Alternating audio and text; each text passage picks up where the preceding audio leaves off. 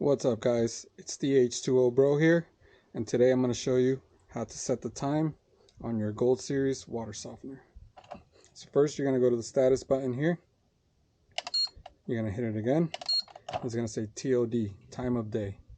Next the minutes are going to be flashing, you can press up or down to get to the correct minutes, and then you're going to hit the regen button on time, it's going to jump over. Next you can adjust the time, whatever the proper time of the day is. Here we're going to go to 10 o'clock.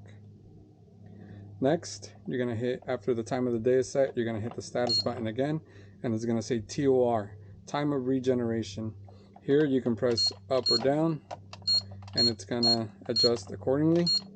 The default time you want to have it is 2 in the morning, so that when it does regenerate nobody's using water and you get the most pressure, optimal pressure I should say, for your water softener to do a full regeneration.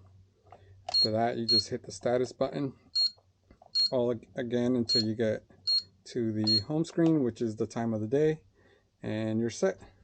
Everything is good to go, and thanks for watching guys.